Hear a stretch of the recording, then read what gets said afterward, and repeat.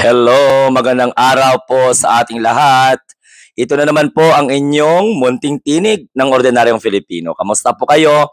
Sa lahat ng ating mga taga-subaybay from Luzon, Visayas, and Mindanao at saan mang sulok ng mundo. Anumang oras na inyong napapanood, napapakinggan itong ating live streaming or what we call this content. Okay, so huwag kalimutan mag-share, like at saka subscribe. At kung sino po ang gusto na mag-join sa ating community, very much welcome po yan para po sa ating economic stability. Okay, so ngayong hapon, pag-usapan po natin or ngayong araw, itong desperate move ng partido ni Rodrigo Roa Duterte. Alam naman natin na nalalapit na yung eleksyon, malapit na. O, tingnan ninyo, malapit na mag-end ang April. Next naman is Mayo na. So, next month, mag-e-election na. O, di ba? So, next month, mag-e-election na. So, kanya-kanyang style, kanya-kanyang gimmick. Pero, nagtataka ako dito sa partido ni Rodrigo Roa Duterte, no? Yung padapa, wala ng laban, na natatakot ata sila sa internet voting. Oo, kasi nga, itong mga abogado, kasama po ata ni Bundok, oo, na tumatakbong senador sa partido ng PDP Laban, oo, yung padapa wala ng laban, ay pumunta sila sa Supreme Court para mag-file ng petition na isuspindihin or ipatigil ang internet voting para po sa ating mga kababayan na nakatira po sa labas ng bansa. Kung kayo ang magkwento, sabi niyo mahal kayo ng mga OFW. Sabi niyo si tatay niyo Digong malakas ang hatak sa mga OFW. Oo. Parang halos mag-wild nga yung mga OFW, yung mga alinganga sa kakasuporta kay Rodrigo Duterte, di ba? Nakita namin yan. Tapos ngayon wala kayong kumpiyansa. Wala kayong tiwala sa mga OFW ninyo na mga taga-suporta na makitid ang utak. Nag-zero remittance pa nga sila eh. O dapat paniwalaan nyo sila. O ngayon, OFW, hindi na kayo pinapaniwalaan dahil, ayun, ipapasuspende ng padapa, wala ng laban ang internet voting para sa mga kababayan po natin abroad. Ano po ang reason? Walang kumpiyansa. Kung saan na malapit ang eleksyon, sa kaya pa kayo nagkukumahog. O, matapos nyong ginawa ang lahat ng pagmamanipula sa sambayanang Pilipino gamit ang pangalan ng tatay ninyo na nakakulong na sa ICC, dinampot ng Interpol, kaya naging dahilan para magwala si Aimee sa hearing niya at ibang mga alipores ni Digong na kuno, handa silang makipagpatayan, itaya nila ang kanilang buhay, sasamahan nila si Digong sa kulungan, bakit sila nga nakalaya ngayon? Bakit sila wala doon sa ICC?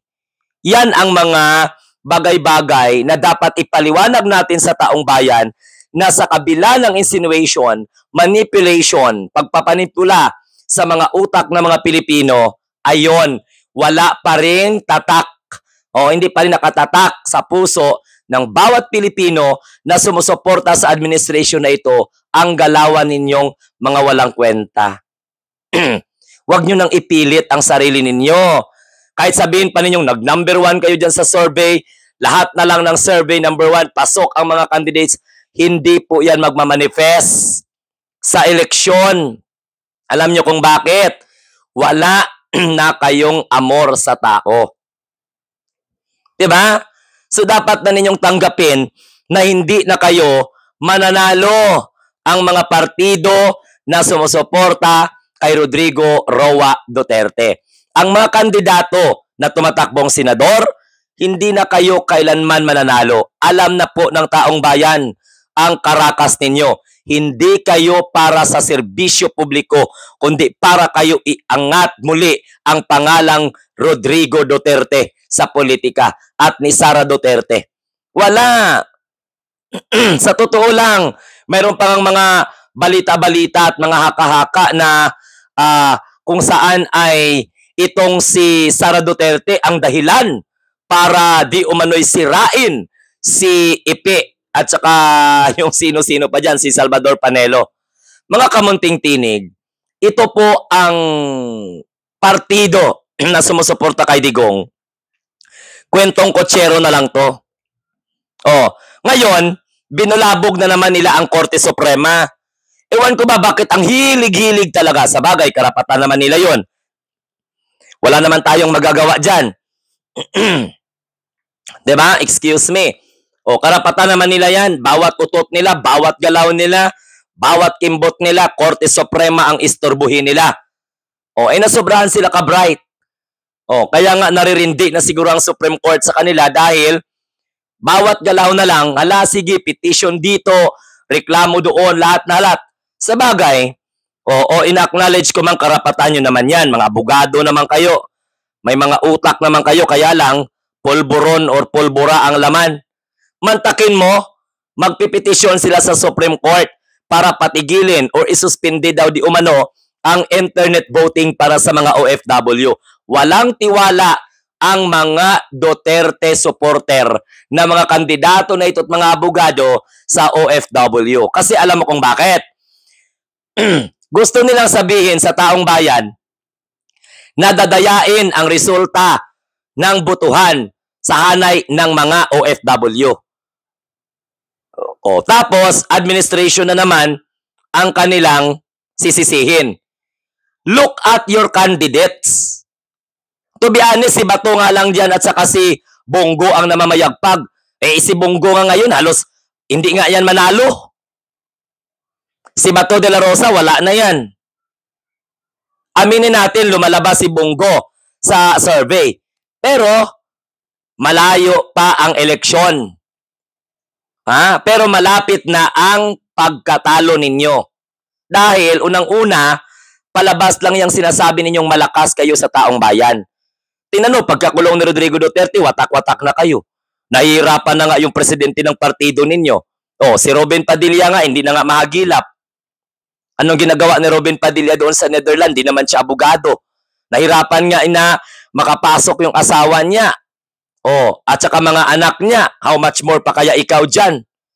So, klarong-klaro po to mga kamunting tinig na yung partido ni Rodrigo Duterte na pinamumunuan ngayon ni Robin Padilla bilang Pangulo ng PDP, or partido wala ng laban, ay nako. Panaginip na lang yan na makapasok sila sa Magic 12. Kasi sa hanay ng alyansa, hindi naman mag 12-0. Tanggal naman si Amy Marcos. Si Amy Marcos ba? Amy Duterte or Amy Lacson? Bahala kayo, komportable kayo sa inyo dyan. Bahala na kayo kay Babalina. Pero ito lang masasabi ko, mga kamunting tinig. Hindi na po mananalo ang mga kandidato ng padapa wala ng laban. Milagro na lang talaga. Milagro na lang. Kasi sa kabila ng, sabi ko nga kanina, pagmamanipula nila, hindi pa rin sila nagustuhan ng taong bayan. Pag mag-rally sila, walang tao. Hindi dinudumog. Kahit ano pang gawin nila, kahit magdala pa sila ng biscuits dyan. Yung birthday nga nila, naku, ang dami nga nagrereklamo dun. Hakutan ng mga supporter.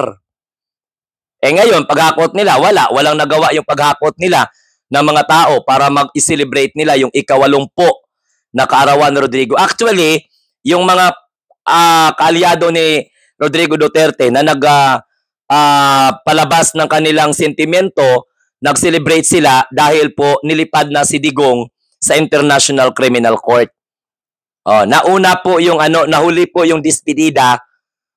Nandoon na po si Rodrigo Duterte, nagbakasyon sa The Hague, saka pa naisipan ng organizer na mag-conduct sila ng despedida party. Di ba dapat pag despedida, bago umalis, bago lumipad ng ibang bansa, saka po maghandaan, saka po magsalo-salo. Pero sa mga kampo ng mga Duterte, pinaalis muna nila bago handaan si Rodrigo Roa Duterte. Kaya lang, hindi umubra yung lechon, hindi umubra yung biscuits, pagising kinabukasan, si Pangulong Bongbong Marcos pa rin ang presidente ng Republika ng Pilipinas. Si Sara Duterte, naghihintay na lang ng kapalaran niya. O lalong-lalo na ngayon, ng International Criminal Court ay naghihikayat na sa lahat ng mga witnesses na mag-apply na ng application para makapagsalita sa korte. Yun po ang process kasi hindi lahat ng mga biktima mabigyan ng pagkakataon na magharap sa korte at makaharap nila ang nasasakdal na si Rodrigo Roa Duterte. So balik tayo sa strength ng PDP, yung padapa wala ng laban na pinamunuan ni Rodrigo Duterte na Pangulo noon, naging panggulo at lalong nanggugulo ngayon ang mga supporter niya. So, nakakatawa dahil sila mismo walang tiwala na iangat ng mga OFW na pinagmamalaki nila na nagmamahal sa kay Tatay Digong nila. Na sabi nga ng iba, demons. Oo, sabi nga ng iba. Oo, kaya nga maraming nagagalit.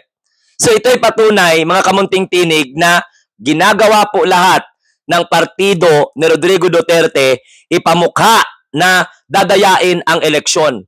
Okay? Huwag kayong maniwala sa mga ganyan. Kasi pag dinaya yung eleksyon, number 1 na pagbibintangan ng administration. Naintindihan po ninyo? So gagawin pa kaya ng administration ang pandaraya? No. So logic-wise ba? Sa dami na ngayong safety measure. Kaya dapat ang COMELEC i-ensure ang honest, credible election. Pag-igtingin pa ang education. Okay, what we call this? Ang pag-educate sa mga botante po natin, ano ang kanilang gagawin, lumabas, makilahok. Okay? Pero itong PDP laban, itong padapa wala ng laban, kung ano-ano na lang ang naiisipan nila. Bakit hindi na lang kayo mag-focus sa pangampanya nyo? Total, pinagmamalaki nyo man na mahal kayo ng taong bayan. Kahit nga saan kayo magpunta, nauna nga kayo na kampanya dyan sa abroad. Nakadaupang palad ninyo ang mga kababayan po natin sa iba't ibang panig ng mundo gamit ang pangalang maisog na mga talawit naman, mga duwag naman. Sa tulong ng mga DDS vlogger na funded ang iba ng China, ay abay, naku, ano na lang yan. Plus, ang partido pa, may connection pa sa partido ng Communist Party of China. Ano ba yan? Nag-meeting pa sila dito dati. So mga kamunting tinig, yung mga sinasabi ng PDP na, okay, sige, mag-file tayo ng petition, dapat i-suspended ng Korte Suprema yung electronic or internet voters. Sino nag-ano sa inyo dyan? Sino ang nag-advise? So, ibig sabihin, natataranta na ang PDP senatorial candidates. Asa pa kayong manalo yan si Bundok? Asa pa kayo na manalo yan si Ipe? Asa pa kayo manalo yan si Bato de la Rosa? Si Bongo nga, 50-50 yan. Number 1 siya kuno, number 2 siya sa survey. Bahala kayo, paniwalaan nyo. Pero ang mga loyalista, hinding-hindi na po namin bibigyan ng pagkakataon na makalusot ang kahit na sino mang alipores ng mga Duterte sa national elections. Dahil nadala na kami. Again, nadala na kami dahil ito ang ginawa nila sa ating bayan. Hindi sila nagtakbo manalo para sa sambayanang Pilipino, kundi para maghigante, harangan ang what we call this, legal na political process. Ayaw nila ma-impeach si Sara Duterte na kung saan ay na-impeach na ng Kamara. Yan ang gusto nilang mangyari. So papayag kayo, mga kamunting tinig, na yan ang agenda nila, ang gumante. Klaro po yan sa speech nila sa Hong Kong. Tumakbo sila para gumante. Sino ang gantihan nila? Taong bayan? Dahil galit ang taong bayan sa kanila? Dahil 51% masaya at gusto-gustong makonvict si Rodrigo Duterte sa ICC para panagutin niya ang karumaldumal na krimen against humanity. At yan ang nireklamo ng mga complainant, mga abogado ng mga complainant. Pagbalik natin dito sa usapin ng eleksyon, dahil malapit na mag-end ang April, so susunod April, May na, so mangyayari po na gagawin lahat ng partido ni Rodrigo Duterte ang lokohin, imanipula ang utak ng mga Pilipino, mamasamain ang gobyerno para nang sa ganon ay magkaroon ng agam-agam ang mga Pilipinong naloko nila at mauto nila. So pasensya na talaga kasi yan po yung aming mga observations. Ngayon, mahal man kaya kayo ng OFW nyo. Tingnan nyo, nag-zero remittance pa sila. Yung iba nga, nagpakulong pa doon sa Qatar. Pasalamat nga, nabigyan sila ng provisional release. Pasalamat sila, nabigyan sila ng pagkakataong pansamantalang makalaya. Pero they are not allowed to go home. Why? Pwede lang silang bumalik sa mga bahay nila sa Qatar, pero habang iniimbestigahan pa at patuloy pa ang investigation, hindi po sila maaaring lumuwas from Qatar to the Philippines. Maghintay po sila sa resulta ng investigation. So kaninong effort yun? Sa gobyerno pa rin na kung saan pansamantalang nabigyan sila ng provisional na kalayaan. Hindi po sila nakakulong doon ng ilang buwan. So sa tulong po ng gobyerno na inistorbo ng mga DDS ng mga alinyanga, nagtrabaho kayo dyan para lang manggulo sa gobyerno, alinyanga. Matuto kayo magrespeto sa local laws. Ngayon, ito po mga kamunting tinig. Huwag kayo maniwala dyan sa mga survey nila na manalo si Ipe, manalo si Bundok, manalo si Vic Rodriguez. Wala yan. Latak lang yan. Diba mga latak, mga lalud kung sa Ilonggo. Wala tayong mapapala kapag manalo ang mga yan. I am very, very sorry That's my conviction. Walang mapapala ang taong bayan kapag iupo ang mga naka-angkla dyan sa partido ni Rodrigo Duterte. Kasi alam nyo kung bakit. Gagawa lang sila ng paraan para iligtas ang mga Duterte. So, ayun. Okay? So, sige. Baksa, sinasabi ko lang, ito, desperado na ang PDP. Desperado na ang partido ni Rodrigo Roa Duterte. Nahihirapan na ang kanilang party president. Much more ang kanilang campaign manager. Dahil wala talagang mga taong pumupunta. Kung hindi pa sila maghakot, naku, Ginoo ko patawara, Santissima Trinidad. Kung ako nga sa inyo, mag-withdraw na ako sa pagtakbo ko sa pagkasenador. Asikasuhin ko na lang yung pamilya ko. Kaya lang, malaki ang pondo. Mag-senatorial balls ka, kahit wala kang kalaban-laban, dahil may partido, may budget, may donasyon, ayun, talo ka sa balota, panalo ka naman sa kapal ng bulsa. Yan man ang mga diskarte ng ibang mga senatorial balls. Alam nila na hindi sila mananalo, takbo-takbo pa rin sila. Kasi nga, pag nakaangkla sila sa partido, may mga donation drive yan. Siyempre, mga negosyante, magbibigay, magtataya yan. Aminin natin sa hindi, maraming gumagawa ng paraan, matulungan financial ang partido ni Rodrigo Roa Duterte.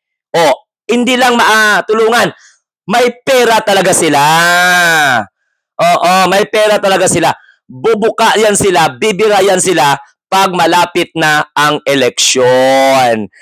Ngayon inuumpisahan na nilang mag-manipulate ng utak ng mga tao. Mag-impluensya na kuno inaapi sila, ina-underestimate sila para mamasamain nila yung gobyerno.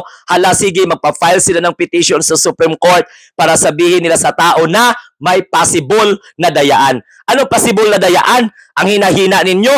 Alam niyo sa sarili niyo yan? Alam ni Bundok yan na hindi siya mananalo, tumakbo. Alam ni Epe na hindi siya mananalo, tumakbo. How much more pa kaya yung iba? Pera, pundo, no? Ang kanilang inaasam-asam dyan. At political survival ng mga Duterte. Kasi umaasa sila na si Sara Duterte ang magiging susunod na Pangulo ng bansa sa 2028. Asa pa more. Asa pa more. Again, asa pa more. Wala na pong pagkakataon si Sara na maging Pangulo ng bansa. Naintindihan po ninyo? Sige. Hanggang sa muli, ito ang inyong lingkod, ang munting tinig ng ordinaryong Filipino. Nagsasabi at nakikiusap sa inyo na kung pwede naman ay i-likes naman ninyo ito, mag-share naman kayo, at sa mga bago po, mag-subscribe kung gusto po ninyo mag-subscribe. And don't forget na magpa-member sa ating Munting Tinig community. I-click lang ninyo ang join. Oo, ha? Para sa economic purposes. Para naman matulungan po ninyo itong ating channel financially.